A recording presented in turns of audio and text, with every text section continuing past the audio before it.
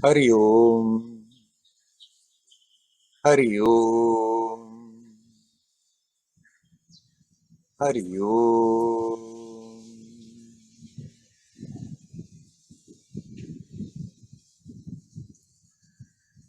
Hello, my friends.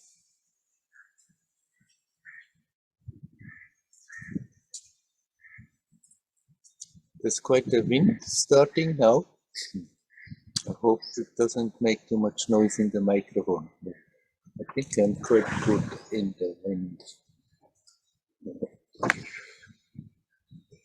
Okay.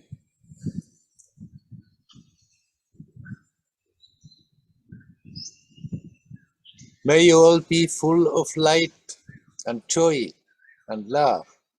That's what we need in this world. In that light, in that world full of fear and darkness and hatred.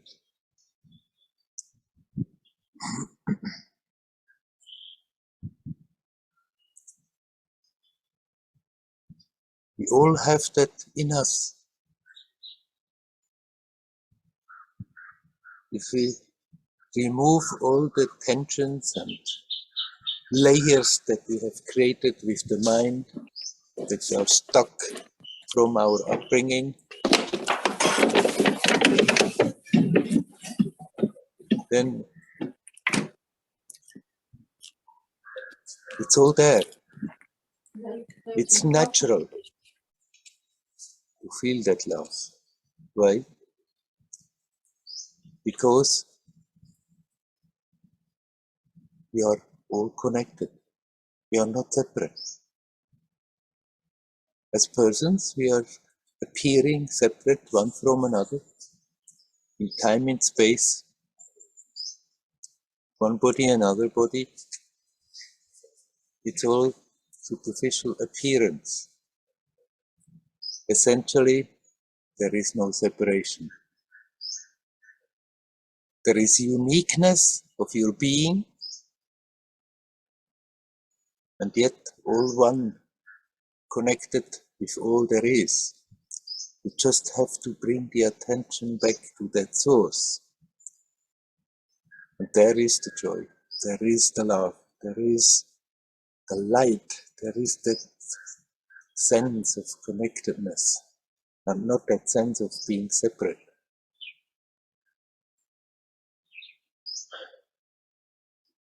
It's here, it's now, it's with everyone. We don't have to get that from everywhere, anywhere, or from anyone. People can inspire, can guide, can maybe give momentary experiences, but the source is our own self.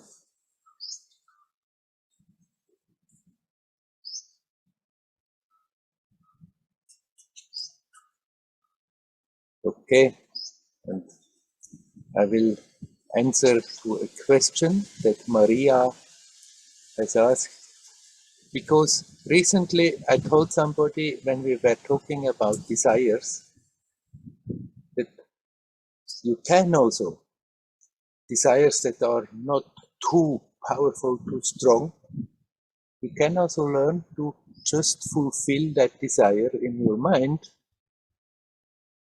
and that may be enough, that we can fulfill it in the mind and let it go. But I want to add here now a note of caution. Of course, we have to be aware when we are doing this, because somebody who has a desire is dreaming a lot about the possibility of doing this. They do fulfill their desires in the mind, but without that alertness, and then it's getting stronger and stronger. But if we imagine a situation and watch what is going on, then we can see that the same feelings are coming up like when we on the physical level fulfill desires. And if we are observative like this, let them come, let them go, then the desire may be gone, or weakened at least. If we are not aware, then the opposite may happen. But if we do that with alertness, then we can easily fulfill many desires, and then they leave us in peace. If the desire is strong, then the mind will come back nagging, yes, but I would get much more out of it if I'm fulfilling it on the physical level. Actually, when we observe properly, usually it's rather the opposite. In the imagination, things are most of the time more wonderful, more beautiful than what they often are on the physical level. On top of that, if you do that in the mind, the moment you feel, okay, it's fine, you can let it go, it's gone. If we do that on the physical level, there's always that tail that comes along, that long red tail of things that are somehow connected, but that we didn't really want. Now, because I talked like this, Maria was wondering, what about imagination? What role has imagination on our spiritual path? There are all those different approaches with a lot of visualizations. And then she says, her teacher was not talking about imagination, but he often urged them when they were doing their practice, their shaking practice, that they should see in the subtle. And she wonders whether it's the same. No, it's not the same. If you see in the subtle level things that are there, it's not something that you have produced at that moment with your imagination. But of course, if we try to see in the subtle and we can't, and then we may imagine all kinds of things and start to see them, and then it's our imagination. So imagination does something on the subtle level. And because of that, it can create a lot of obstacles, but it can also be very helpful. Now, is it necessary that we are doing visualizations and all that on our spiritual approach? It's not necessarily necessary. Somebody who likes to do these things and does them properly can be very helped by it. But somebody who has not the mind to do so doesn't need to do that. When we imagine something, especially when we imagine something with concentration, actually we do create a wave on a subtle level. And if we sustain that imagination, that may materialize on a subtle level. And if one is strong with that visualization, with that imagination, and sustains it, it may also eventually materialize on that material level. So there are all these teachings how you can shape your life and how you can bring things in your life, and you can visualize that you are getting a big car and eventually it's appearing. I think if one is putting enough energy into those things, they do work. But one can question whether it's worth the trouble to put all those energies, efforts in that direction. But you can use that same possibility of visualizing, of imagining, that you, even if you feel that you are somehow not feeling connected, that you are not feeling well, that you feel lonely, that you feel separate, that you rather have the tendency to be pulled into negative feelings and depressive moods, You can help with your imagination, that you just imagine yourself to be full of light, shining, expanding, connecting with everything. That imagination, if we keep it on, becomes an experience and becomes reality. Actually, it's already there. But for the mind to change from that imprisoned state to become aware that it is so, the imagination may help. There are also the traditional devotional approaches in India. People do rupa dhyanam. That means they meditate on a divine form. According to their choosing, it can be Shiva, it can be a form of the Divine Mother, it can be Krishna. Knowing those different divinities, they are representation of that one unspeakable divinity.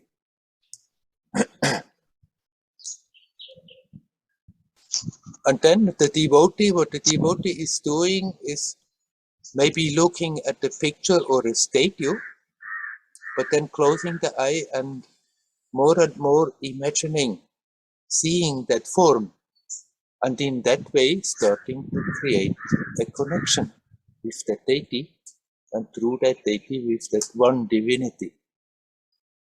If a devotee sustains that, they may start to have visions. They may start to have even a contact that they can talk to their deity, that they get direct advice on their further spiritual progress like this. So their initial imagination of just seeing the form and then learning to see, visualize more and more the details is one way of focusing the attention in a certain direction, and it can be a very positive, creative, helpful direction. Of course, it can be the opposite. If we are imagining negativity, if one is imagining with hatred, then they bring also with that imagination very negative, destructive forces into the creation. Now, Maria, is the imagination, is the visualization necessary? You cannot say it's necessary. If one feels attracted to do so, it can be very helpful. But it's not a must.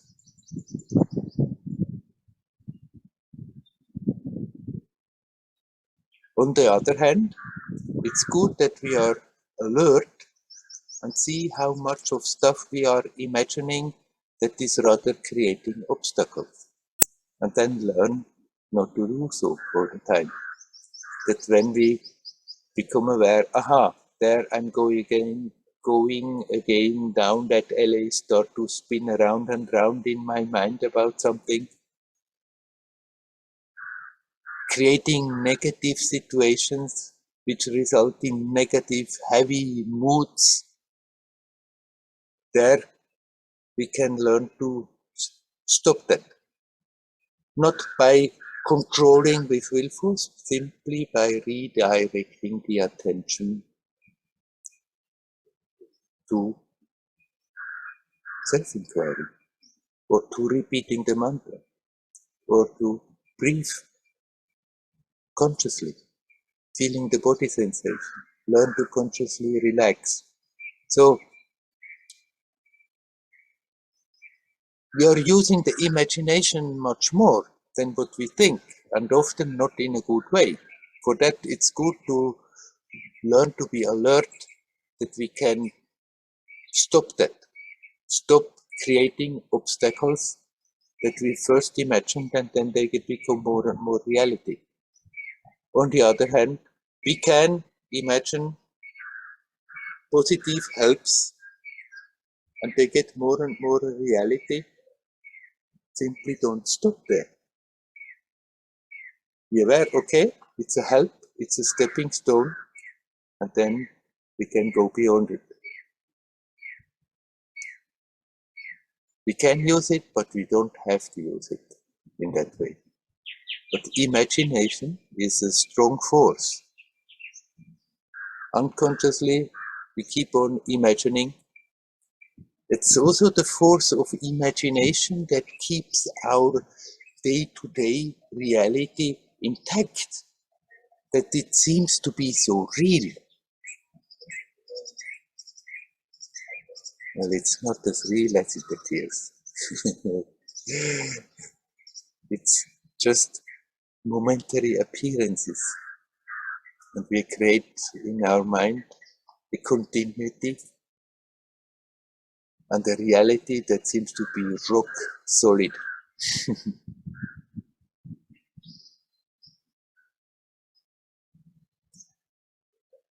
Okay, I'll drop the subject.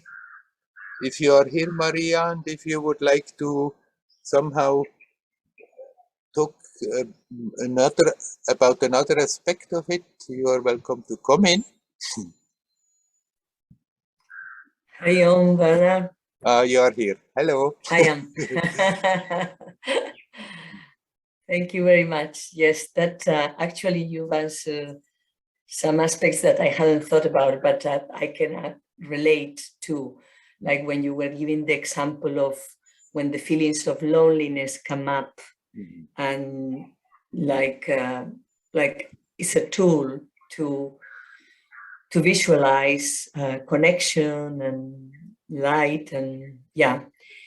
So thank you. That helps a lot. What you said, everything you said. What I wanted to add is that when I was thinking about it, I was thinking mainly about what you've just mentioned about the negative scenarios that come up, and that I've noticed in the last few months, it has become very clear when in the early morning, some days, and I just go and walk in the street to the bus stop, and the mind starts kicking in with the, today may not be that good.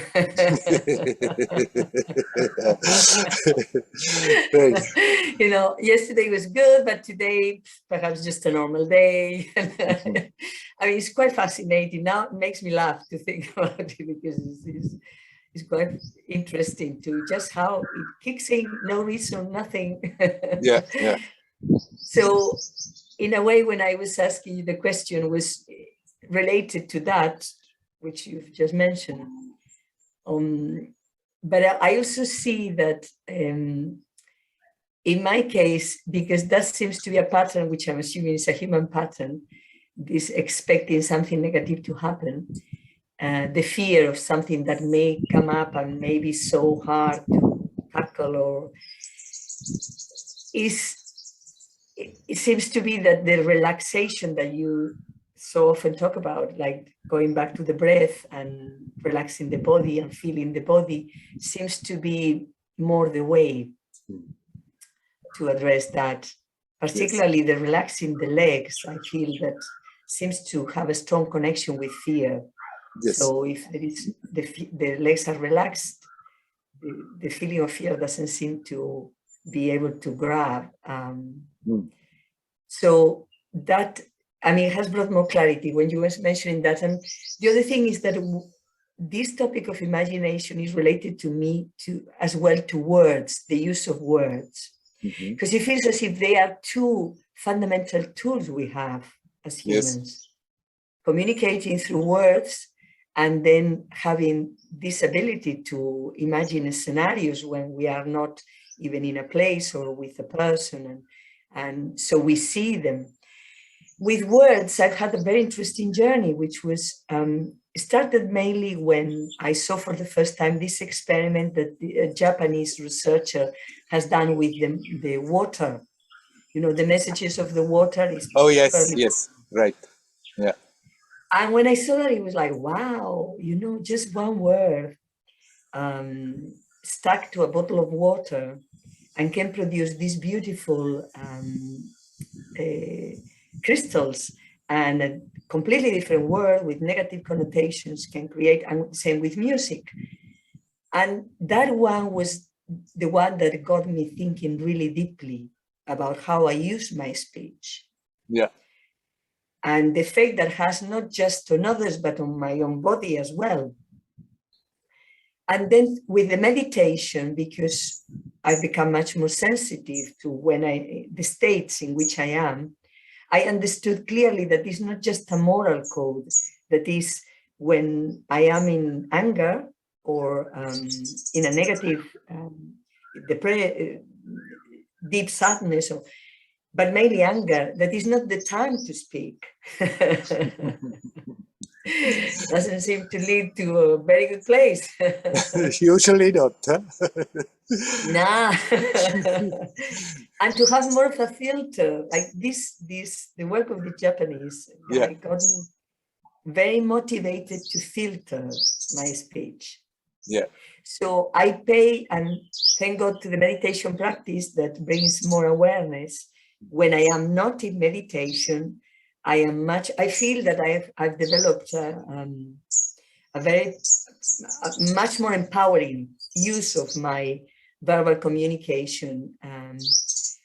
So that has been very satisfying to see that. And I am much more careful with the kind of conversations in which I engage, because I understand that whatever comes in also has an effect and so on.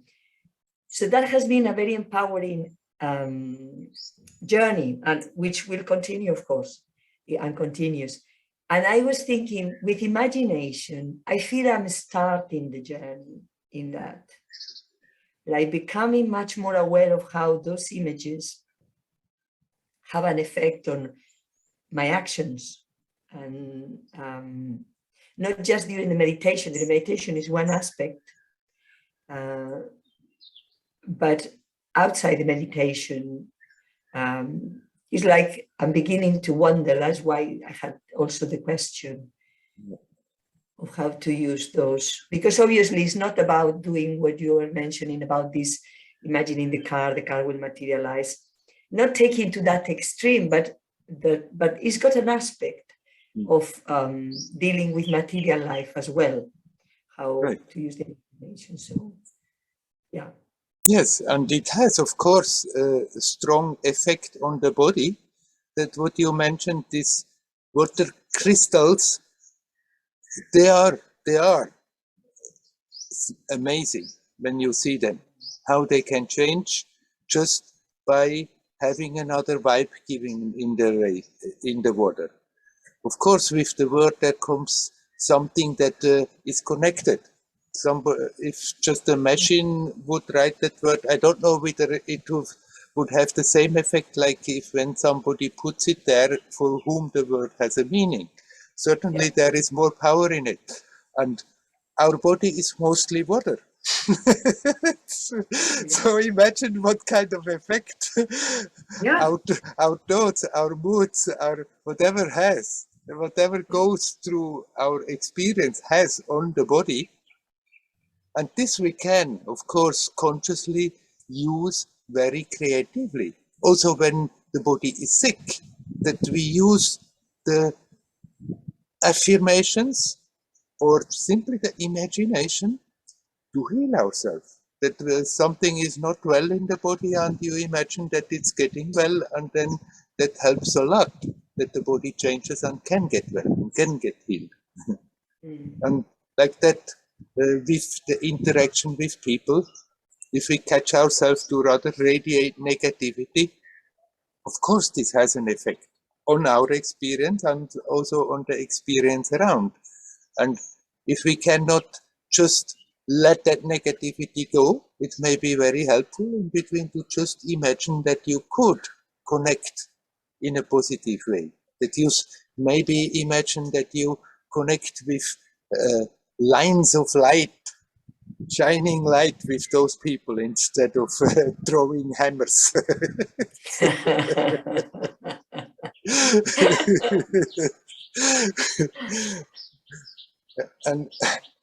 And so the imagination immediately can help.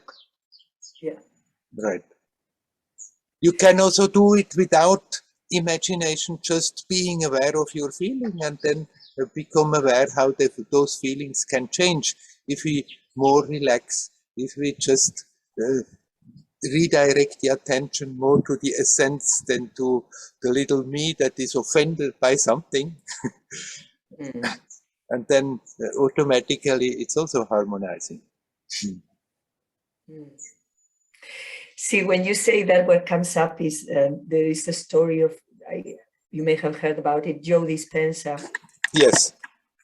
Yeah, the story of how his the spine was broken, and yeah. he I didn't know had that.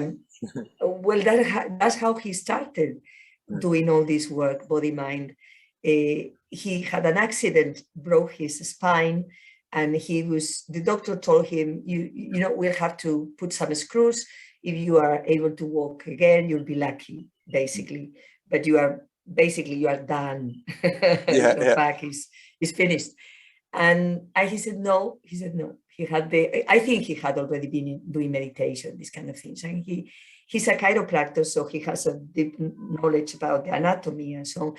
And the story that he has always been telling, that sounds genuine to me, is that he visualized, he concentrated. I think it was for nearly a month. He was in bed, he couldn't move. And he started visualizing the reconstruction of his spine. And I think it was 1 month and a half later, he was up, walking, working, you know. Yeah. Oh, that's amazing. Yeah. So, and every time I try to do it for the small things, because now there is a bit of a health issue I have. And it just seems so hard, so hard to do anything, even just to imagine that part of the body looking healthy, or that scar, you know, the cat, or, I mean, in this case, it's an eczema. It just seems to be extremely hard to do it. Something as simple as that. Yeah. Well, Joe Dispenza, obviously, he had all the motivation to put all his intensity into it. And actually, he's not coming from the side of meditation, but he's a scientist and into quantum physics. And the quantum physics, more and more, they start to see this is a plastic reality and can be very much influenced and formed with our intensity, with our intention. And so he was already convinced. I don't know at what time in his life was that accident. Well, probably 30-something, already a good So role. he was already into his, fully into his quantum physics and believing that he can do so. And with his intensity and his belief, he succeeded. I didn't know that this happened to him. Yes. Yeah, he's getting very popular. Yes.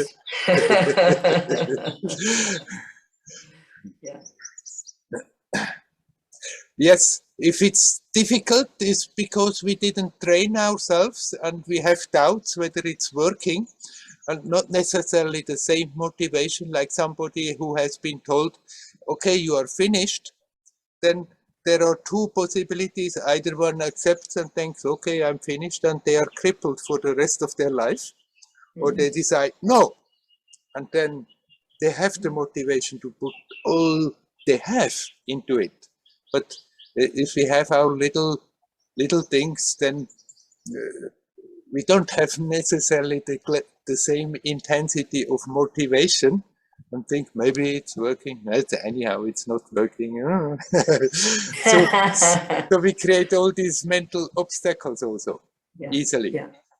So if you try again, try to bring in a sense of playfulness.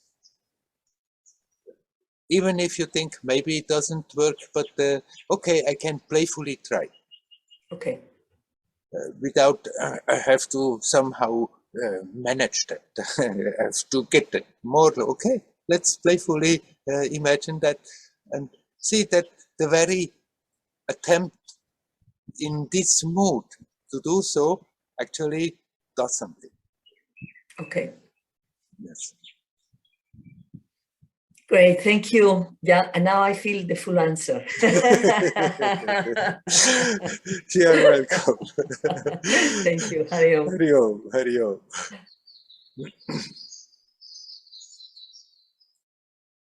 Okay. Is there anybody else who would like to come in? You're welcome to come.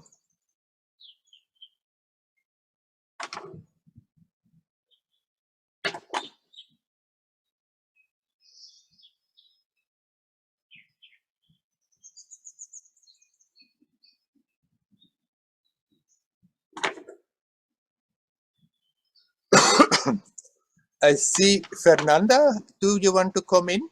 Because your camera is on. I don't hear what you say because the microphone is muted.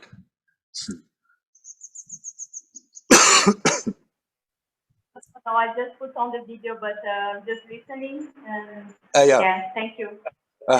Because basically everybody is turning off their camera so that we don't take too much information, and they turn it on only when they want to come in and say something. Okay. That's why I thought you might want to come in. You're not alone. I see that one little bit of a head coming there. Hey, Oren is also there. Hello, Oren. But both of you didn't want to say anything, huh? Okay. So then please turn off the camera. If at the end you're still there, I'm asking everybody to come in with the camera. without recording.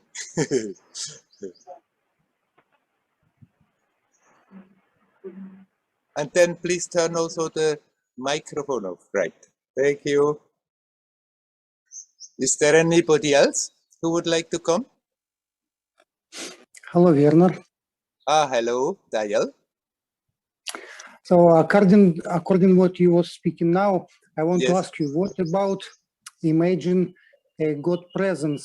Yes. Sometimes I do that. I just imagine a God is here, and I feel some sensation and some mental relaxation. Right. What do you think? Is it a real God, or is just my imagination? It's real, because God is always present. It's not that sometimes the fellow is absent and then if you call him, he comes. That divinity is always there first, and then the whole rest comes. And we imagine ourselves without being aware that we are doing separate from that divinity.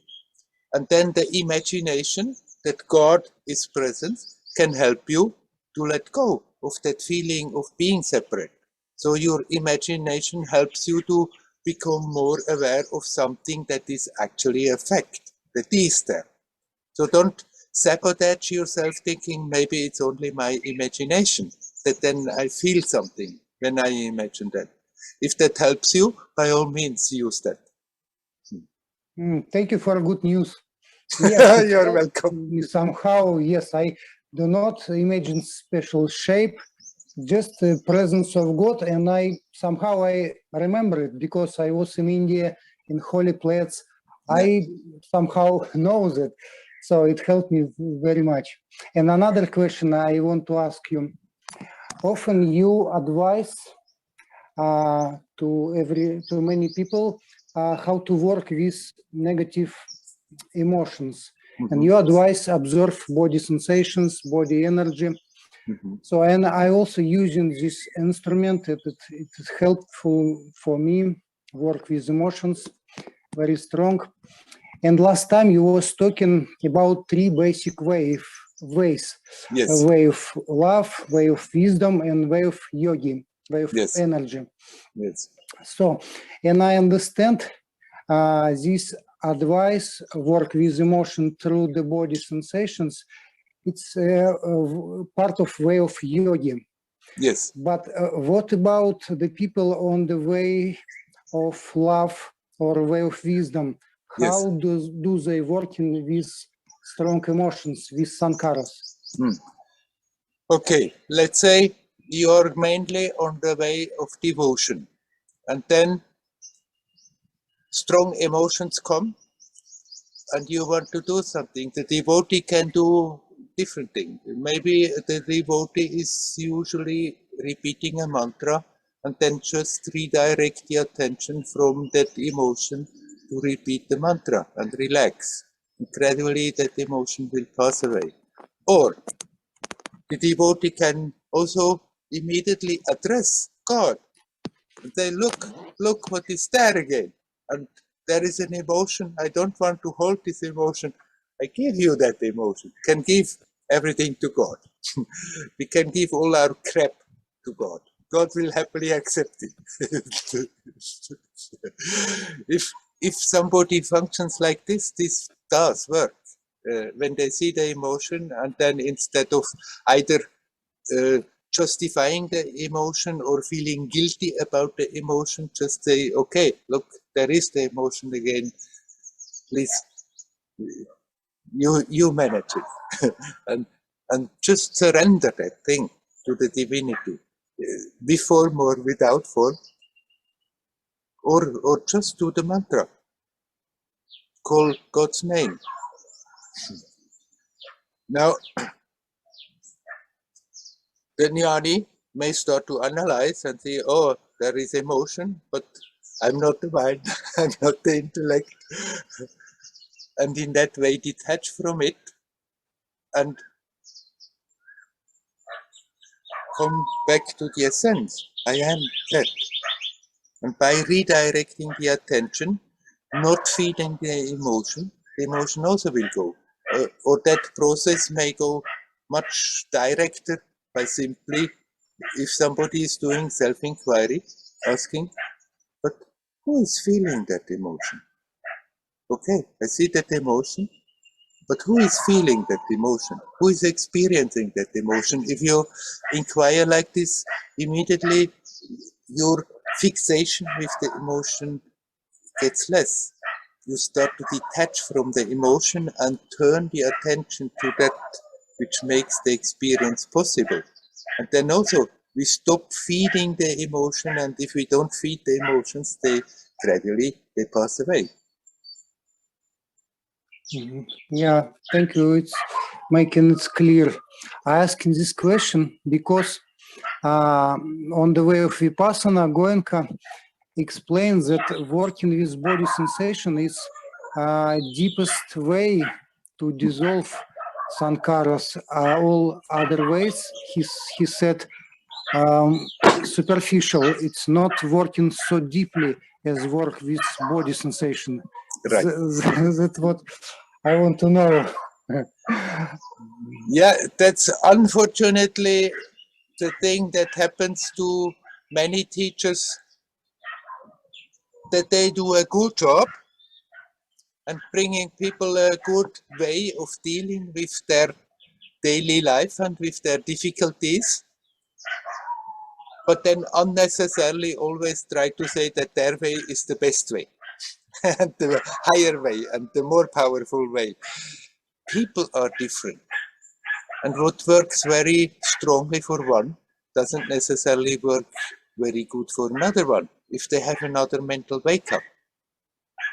And as I described before, how to deal as a bhakta or a jnana margi with emotions, actually the job, the form is a bit different, but the job they are doing is the same, like the one who is redirecting the attention to the body sensations and learns to relax and breathes consciously.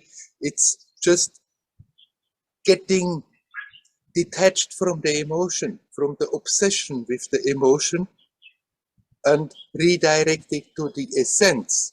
And whether you touching that essence by simply breathing consciously or being aware of the body sensation, or by calling God, or by inquiring in the self, it doesn't really matter at all. You cannot say one is more powerful than the other, one is higher than the other. Simply for people who are doing something, naturally their way becomes more efficient than when they do something else, and then they go around and say this is the better way. So take from the teacher what is useful and helps you, and the rest of the statements you don't need to take so serious. Okay, Werner, thank you. Yeah, it's the similar that Tibetan Buddhist speakers, their way it's the shortest. So going to say my way is more deepest. Right. So And it's similar tricks. here, of course, the Vedanta Advaitins, they say this is the highest and the shortest and the most direct.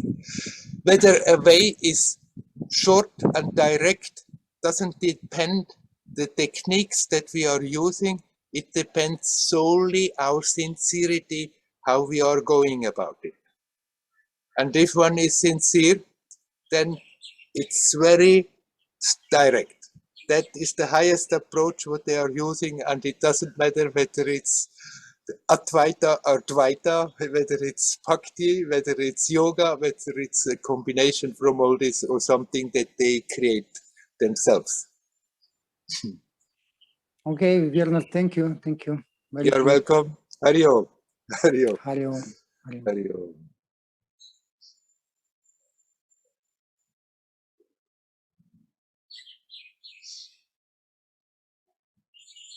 Yes, it's amazing that also in the spiritual field, the usual human stuff is there so much.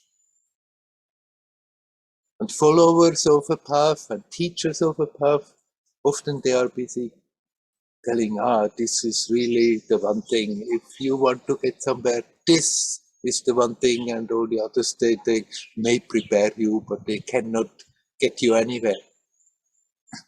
We have to remember that practices, they are just a crutch for the mind. A crutch to help us to make it easier to turn our attention away from our mental obsession and bring it back to the source, to that which makes the experience possible.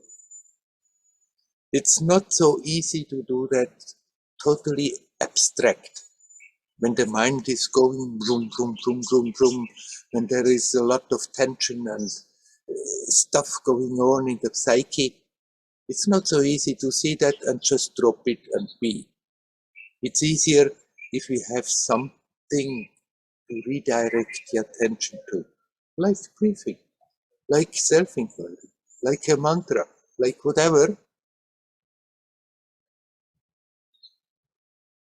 Focusing on that helps us to detach from the other stuff that goes on in the mind, and from here, being in connection with our practice, all we have to do is to relax, and there we go beyond also the practice, beyond the technique.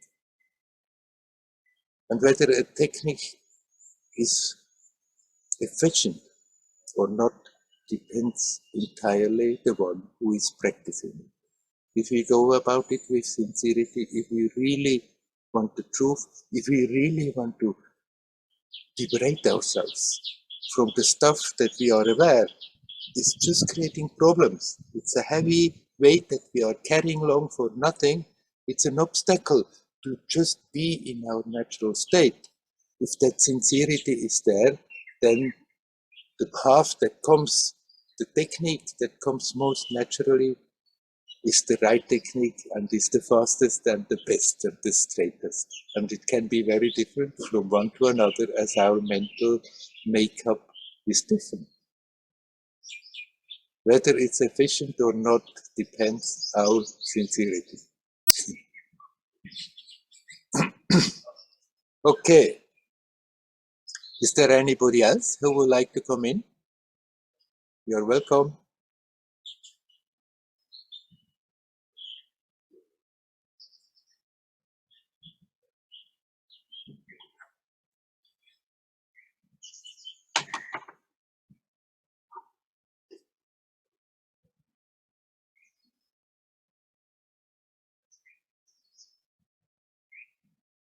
Nobody seems to have any question or want to talk?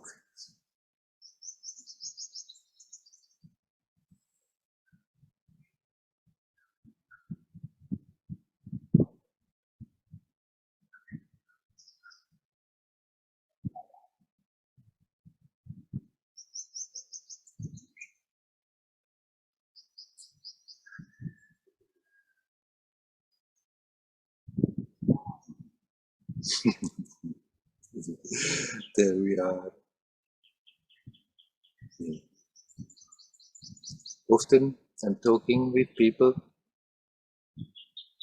they tell me their stories, they tell me about the obstacles in their way, they tell me of their difficulties or their whatever seems to be a problem in the life.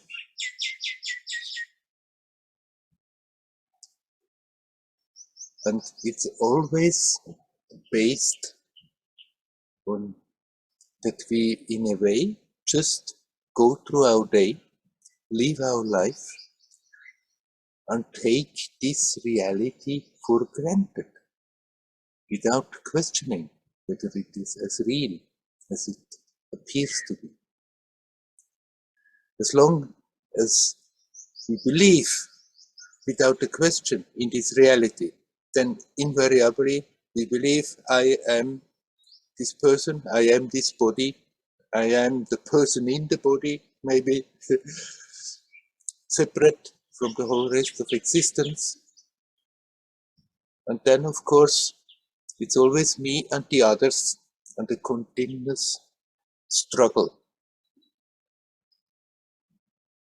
Just living our daily life, getting up every morning, having to go out and meet people again, doing whatever we have to do, we want to do, or what we don't want to do, still do.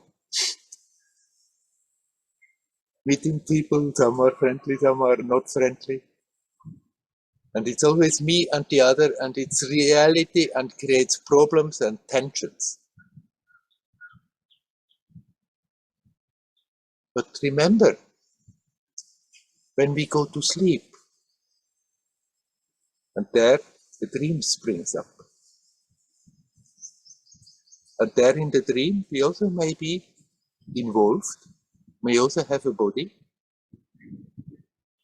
And as long as we are dreaming and not questioning the reality of the dream, it feels as real as this waking reality. If we hit with a dream body, the dream wall, whoop, it hurts. If somebody comes and insults us in the dream, we get equally annoyed. We can laugh and hate, have a fun time, sad time, and it's all real. As long as we believe in the dream, as long as we don't question the reality of the dream, then we wake up and say, oh, whole thing was just a dream, it wasn't real. It had that momentary reality of being an experience. But obviously, it was not real. I'm here, sleeping in my bed. Nothing of all that has been there in the dream is there. And yet, when I was in the dream, it appeared so real. So it had that momentary reality of an experience. Now, my friends, this waking world is like a long drawn out dream. It's not exactly the same like a dream in the sleep, but it's not that different. It's good to remind ourselves it's not as real as it appears. And the more that basic attitude is getting stronger, that after all, we came into this game, into this world to get experience. We came to face challenges. to have pleasant moments, but to have unpleasant moments, to deal with friendly people, but to deal with unfriendly people. To have these challenges in order to become more self-aware, to face all this. It's all a game. It's not as real as it appears. The more we become aware, we are here for that, the less we take this whole damn story so serious. And then all those things that usually seem to create big problems, suddenly they are not really problems anymore. Okay, there are situations to deal with, well, let's deal with it. Pleasant situation comes, we accept, we deal with it, we let it go. An unpleasant situation comes, we accept, we deal with it, we let it go. Then we can go about it more and more playful, becoming more and more aware. Okay, it's a magic show. The situation has a momentary reality, the reality of an experience, like the reality in the dream has its momentary reality. You cannot say it's totally non-existent. We can learn in a dream, we can experience emotions in the dream, we can also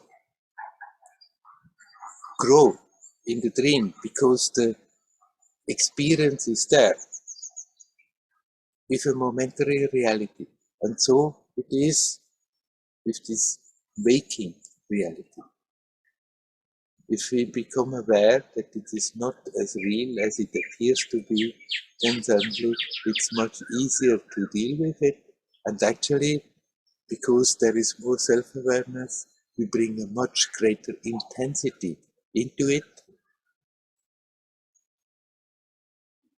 And it's easier to deal with every situation. When we dream in the night, and it's totally real,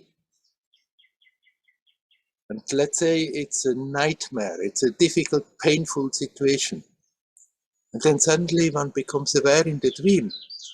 I'm sure many of you have experienced it, that suddenly in the dream you become aware, it's just a dream. But the dream still continues, and then it becomes what is called a lucid dream. You're aware, you're dreaming, the dream story still continues, you are in the dream, maybe you are in it, playing your role, or maybe you are an observer, but even if you are in the midst of it, playing a role, once you become aware it's just a dream, then the fear disappears. And even when it was a nightmare, you look at it very different. It's just a dream. It's a nightmarish situation in a dream. It stops being so scary because you know it cannot really hurt you. It hurts us only in the dream as long as we believe in the reality of it. And then it hurts as much as we give way to it, as we are afraid of the situation, as much as we are pumping emotions into it. But once you become aware, it's just a dream. Even if the story goes on,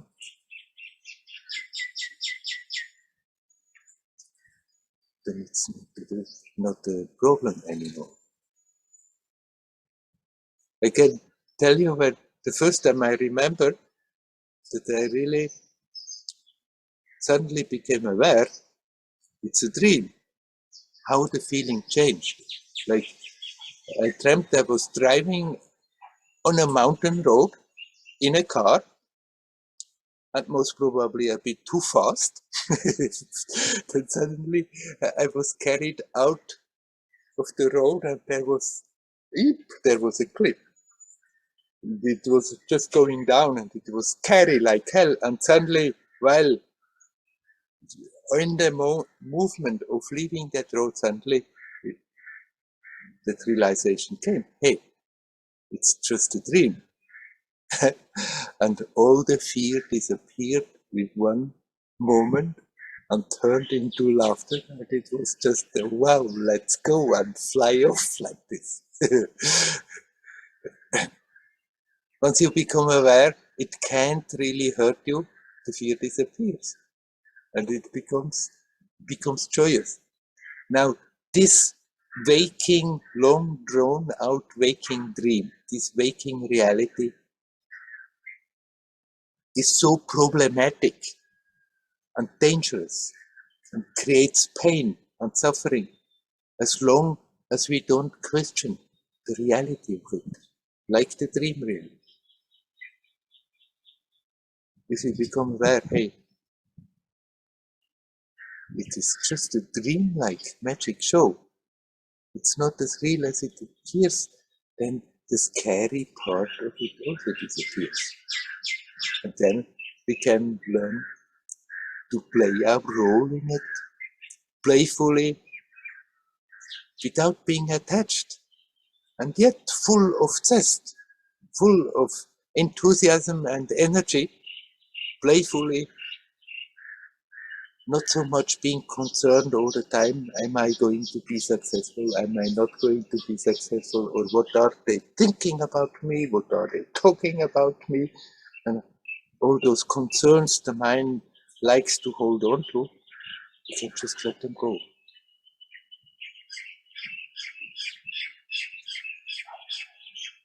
And life becomes what it is meant to be.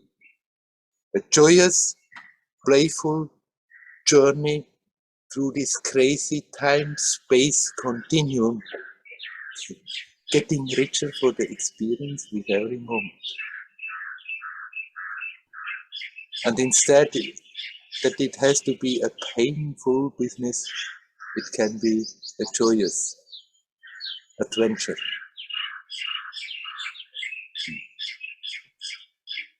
Okay, now I have been talking again.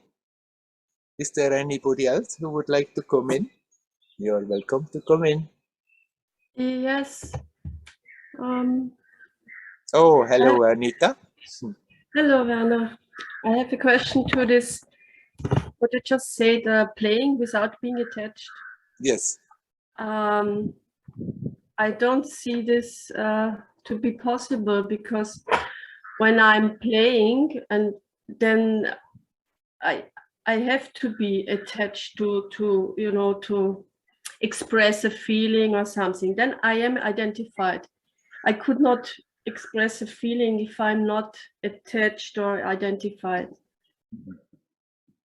So there's always this, I mean, I could imagine to go in and out, but then of course I forget to watch or be aware. But anyway, with the feeling of to play it and have fun, I get into the, I get really identified. Otherwise I don't see a possibility to play. Right. Because the habit of that identification is so strong and has been there for a long time, then when the situation comes, the tendency is to get lost in the situation. Then once you don't remember that actually you could detach, then you cannot do anything.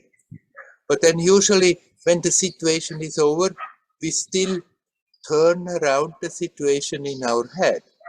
The emotions come back again.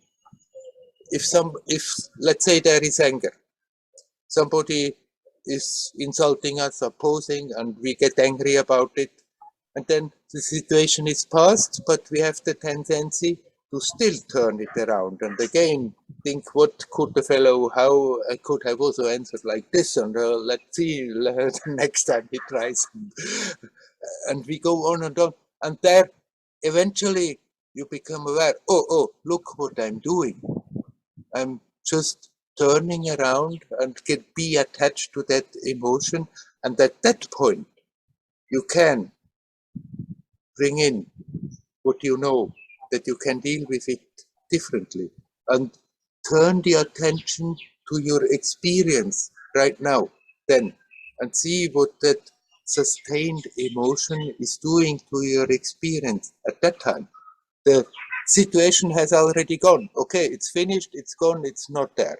We can't it's past, no need of trying to change that. But now, when I'm still keeping the situation in my mind, if I'm feeding the emotion, justifying my position, I'm right, they are wrong, and there we can Yeah. have a good look at it and see what it is doing and learn to relax and detach there. But what about the fun part, the good emotions, the going at a party and having fun with people, and it's the same believing in the dream when I play. I just want to say, when I'm in an emotion, even if it's a good one, still it's a dream. So I would, I would be like somehow appear like cold or something if I would be always aloof and aware. Then I'm not. I don't know. That's not what you want to be. Right. If it's fun, why not? But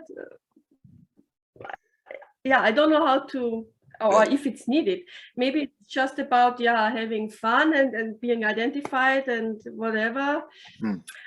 The thing is, if you are there in the midst and having fun, and you are aware that there are a lot of emotions are coming, you can have equally fun or even more fun, and be aware of all the energies, of all the emotions. But there you may forget, and it's the same. After that, when you come out, it's still there, and you remember, and you have still the emotions. And when you remember there, maybe you can remember, okay, now instead of just remembering the situations, let me at the same time really see what remembering the situation is doing, how it still brings up the emotions, what kind of energies are going through the body. And this is quite interesting. It's not something like dry, aloof, but it's full of life and juice. And if you do that, then you are aware that the emotions can come and go without being attached to it. And if you do that like this after situation, then, my computer is complaining that he doesn't have juice, but now, fortunately, we have current.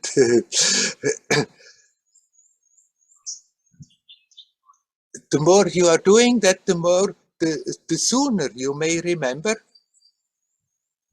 of, okay, I can experience the same thing, but with a different perspective. And somehow something in you is afraid if you do so, then you're losing the juice of it. Then you are this dry, aloof being that is not more alive. But I can assure you, it's absolutely not the case. We just imagine that okay, if I'm detached and after that I'm that emotionless something. As long as you are appearing in a human form, then the energies come, the emotions come and go. And it's not so that if we are not more identified with it, that they getting less. In contrary, you can in a way enjoy the emotions, and even those emotions that you could not enjoy before, the offensive emotions, you can enjoy much easier and think, oh, there comes that ugly feeling. Well, it's quite interesting to observe that. And then you're not a slave of it. And like in the beginning, Maria said, when you're full of anger, maybe it's not the right moment to talk to people. But if you are detached, then you may actually feel anger and at the same time think, okay, it's the right moment also to express it without becoming destructive. Having actually quite fun in doing so. So it's not that you have to somehow try to prevent yourself from having emotions, to become like this emotionless thing. But we can learn that that there is something, anyhow, there is something, whether we are aware of it. There is an aspect of you that is not affected by it. And yet at the same time, eagerly observing. We can shift the attention more to that. And it's not that we are, while doing so, losing something. On the contrary, life becomes much richer every moment, not simply the momentary peaks when we can have fun, but then it becomes fun all the time. Okay. I will try that. Don't be afraid that you're losing the fun. No, I'm not afraid. I was just wondering if it's possible. Right. It's possible that you can fully experience the emotion and at the same time be aware there is that aspect of you that it is not affected by it. And it's not taking any fun or juice out of it. In contrary, it's getting even more intense. Yes. I think I have experienced that, but I have no remembrance of it because then it's really alive, I think. So I will play with that. Yeah. Here on the spiritual path, people say there are two approaches. Sometimes there are two approaches. Either you go fully into the emotions, into the situation, experience them, or then you become the witness and observe the situations. And actually, it's just in the first attitude, a difference, but it's not really two opposite paths. If you really, fully get into a situation, then you bring yourself to the present, to that timelessness. And here, now, something of you becomes aware. Ah, yes, but there is that aspect, that witnessing is there all the time also, even if you fully experience a situation. So they are not opposite. It's not either or. Okay. Nice. Good. Thank you. Hari Om, Hari Om. Hari Om.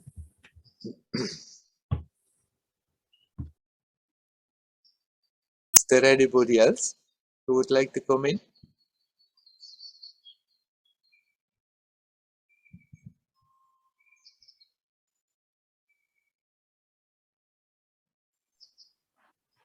Hello, Werner. Hello, Nelly. This is very beautiful to hear again what you said about playfulness, about not taking so serious. Yes, you're welcome. Yes, sometimes I think about, I remember about computer games. Many years ago, I played some computer games, and I saw on the display and saw something like I was a prince who had to struggle, to fight with someone, and I was killed. I was hurt, and something else. And I remember this, that I felt some emotions and wanted to avoid it, and maybe some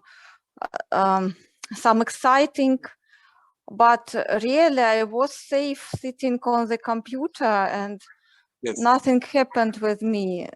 Yes, sometimes I try to remember this, that in our life it happens like something like this, that some fear, some things happen, but really, as you say, that some aspect in us is never touched by it. I feel it very good. Yeah. But I remember your words and this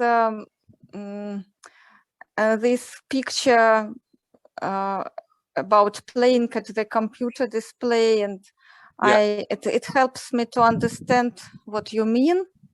Yeah. Yes, that Right. really I'm safe whatever happens.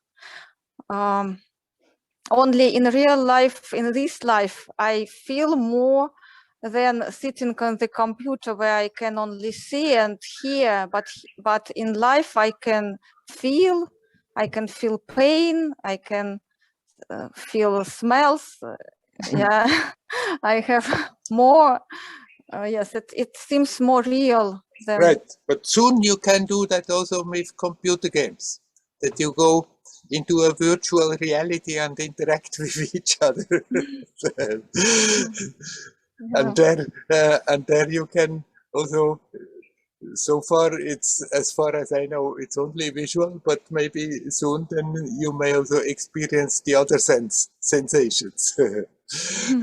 No, but it's a good image, like playing a computer game, and you can get quite identified playing a computer game, I mean, there are all these young people, they are completely obsessed with it. They are identified so much with their computer game, they cannot get out of the room anymore. And it's very important because they can play on the TV now with each other and have competitions, and then it's very important that they win. Like, for them, it becomes such an attachment and such a reality that their happiness and their not happiness is also as much influenced by their computer game like other people's by the day-to-day life. But you playing a computer game, you see, but they do that to themselves because it's just a game. Why should they feel happy or unhappy about it? It doesn't really touch them. But like that, it is this reality. Something is there in you, in me, in everyone that is like that, completely unaffected, unconcerned about what's going on this level, what you have called the real life. And it's also just a possibility to experience. It has another aspect of livingness that are than a computer game, because your expression there in the midst is a body, a life body, where energy is flowing, and the five senses and all the sensations that come along with it. So there is a more powerful presence there, a more powerful expression of yourself than, at least so far, what is in a virtual reality.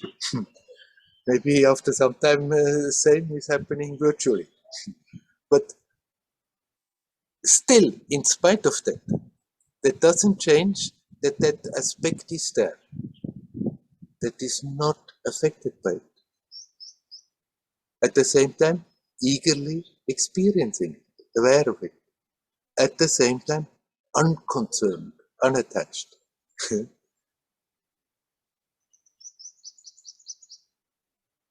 And we can live our life like this. Like somebody who is not obsessed with computer games thinks it's crazy when they see their friend is now so totally glued to that TV or computer and playing the whole life. They don't want to come out of the room. It's a mental disease that they more and more identify with that game so much that you who for fun sometimes play a computer game or have played, see that it's completely nuts to get attached, to get identified like that. It's a disease, it's a mental disease. But then this so-called normal human state is a mental disease. We like the one who is playing that computer game and getting all obsessed about it and so identified that they cannot detach from it anymore. Most humans live their life in that diseased, in that sick state, totally identified instead of being aware, hey, come on, it's just a game I'm playing to gain experience.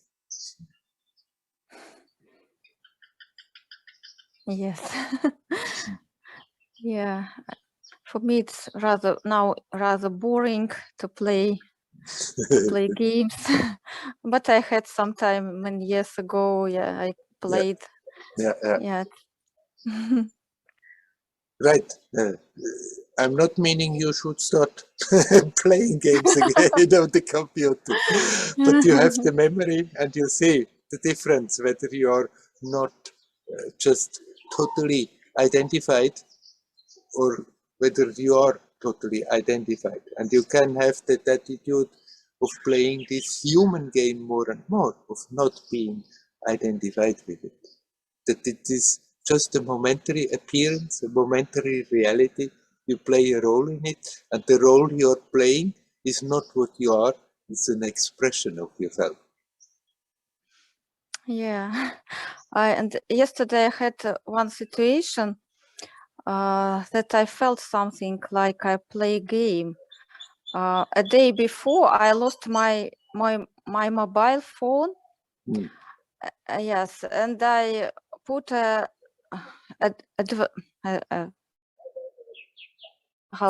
post in our local group, in our suburb group, that I lost a phone, and I asked to return it for some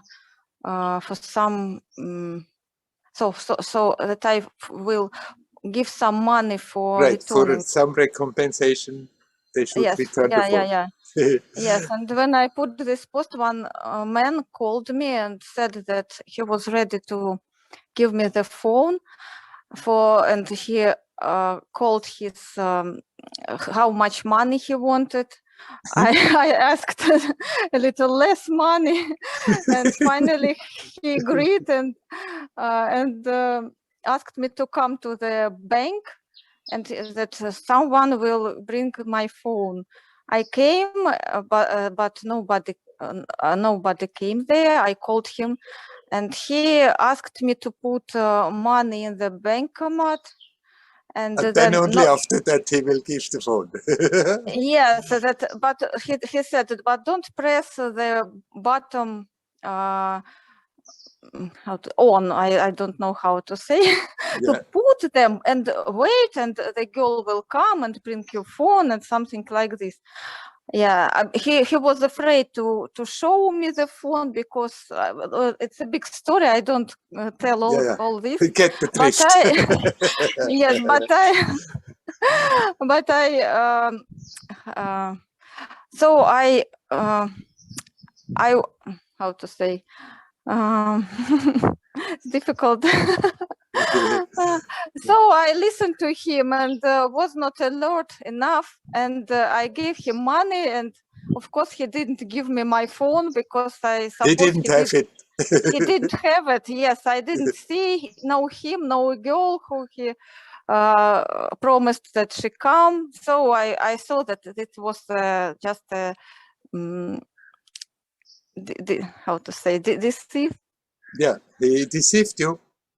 Yes, he deceived cheated me. Yeah, he cheated. Yeah. I understood that I put some application to the police to call to the bank and so on. I don't expect anything that it will help, but anyway, I did what I could in that situation. Yes, but I felt that it didn't touch me much. This situation didn't touch me much. I saw that he deceived me. Yes, it wasn't pleasant, of course, but yes, I didn't attached to this so much and didn't regret so much about it. Of course, this money wasn't so big, but yes, it helped too, of course, not to involve in it so much, and just did what I could in this, and I just surprised that I didn't regret so in this situation.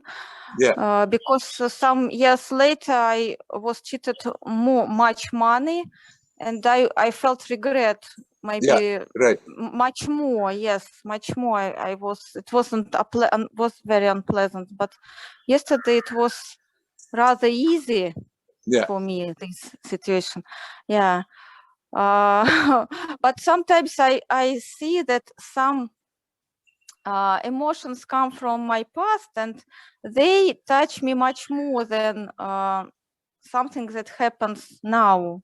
Yeah. Right, because in the past you reacted very strongly and somehow that has imprinted it. With that memory, there's still that energy attached to it of strong emotions. But when you become aware, when those past situations come and strong emotions, as long as it just gets you and overwhelms you, you cannot do anything. But when you remember, okay, there gets me again, then you can now connect with that situation. It's only a memory, it doesn't exist. It's only the mind. There is only the now that is alive. But now it's alive as a memory. And the memory is charged with that energy and produces the emotion. And if you see it like this, if you consciously watch what it is doing to your experience now, that past situation, then it's the charge of it is getting less and eventually disappearing. And then past situations are not more capable of creating troubles in the present by producing strong, uncontrollable emotions.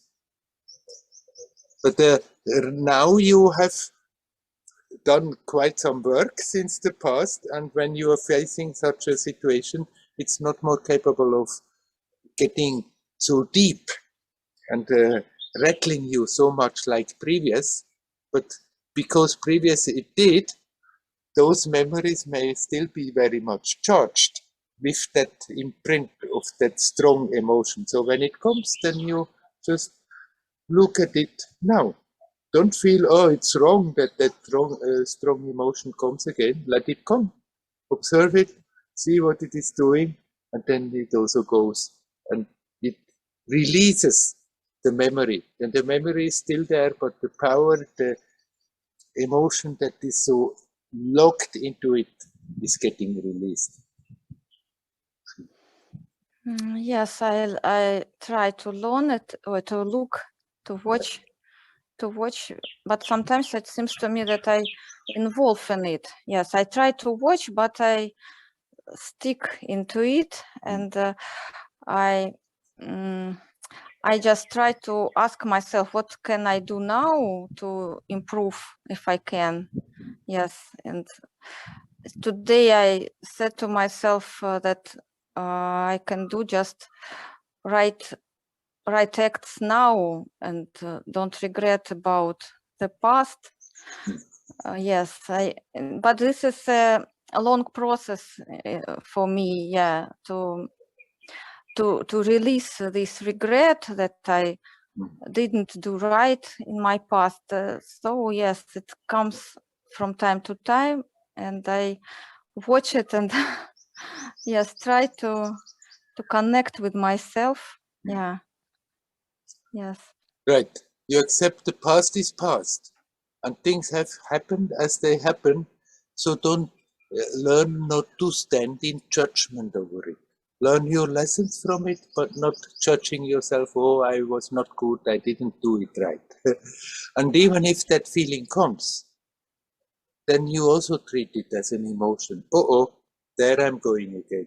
And you said sometimes you are being pulled into it. You cannot just watch it. Of course it happens. Then for a moment you may be pulled more into it, but then you remember again and you step again a step back. It becomes a bit again, a game that pulls you and then you step a step back. But if you keep the awareness, then the power of it is diminishing. The power it has over you, past experiences, and also then if you treat the regret that comes when a memory comes and you think, oh my God, I was not good, I haven't done well, then instead of dwelling on that level with that subject, you just see again, what is that regret that you are experiencing right now doing to you right now? And learn to relax that. And then the tendency to always indulge into judgmentality about yourself and regrets about the past is also gradually fading, and you become aware it's so completely useless. There is only the now. Everything else is in the mind. There is no reality there except what we give it. We give the past a reality that it doesn't have by being emotionally attached to it, positive or negative. That we are attached to how nice it was, or we are attached to it, oh, how terrible it was and how terrible I did. Yes. Yes. Thank you, Werner. But it's a game you play now. And when you see that regret, then accept, okay, got me again, regret is there, and watch what the regret is doing, how it is manifesting physically, and relax. And then the tendency that pushes you to get into those emotions again and again gets weaker. If we repeat it unconsciously again and again, it's getting stronger. If we become aware, even if it comes again, but we become aware and treat it like this, it's getting weaker. It loses its power over you. Yes. Okay. Yes. Thank you, Werner. You're And welcome. I thank you again for that you talked about 3 ways of meditation. Yes, it becomes more and more clear for me. Yes, and now I see. I think I understood about this self-requiry way. I've watched in myself that when I see something, some emotion, for example, some unpleasant emotion or some feeling, or I feel some greedy in myself, for example, and ask myself, what is this? When I catch, yes, and as you say, it really, I like detach from it. See this separate from me. Yes, it seems to me that I understood what you mean. And so yes, I just see that this is something You can use. external. Yeah, Yeah. something you can use, huh? Something that you Yes. can apply in your daily life. Yeah. Very Yes. good. Yes. Very good. Thank you very much, Werner. And for this recommendation about light, it's very helpful that you said about visualization light that you said with Marie, when you talked with Marie. Yeah. And it's very close to me too. And I made some pictures of light in my house, in our house, and put them everywhere. And they help me very much. That this is like connection with light, with God, with something very good, and I feel support in it. Yeah. Thank you very much, Werner. Nice. You are welcome. Hari Om. Hari Om. Hari Om. Hari Om.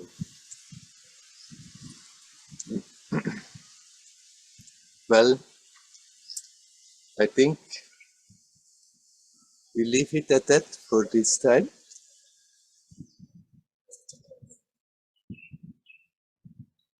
Hari Om. Hari Om. Hari Om.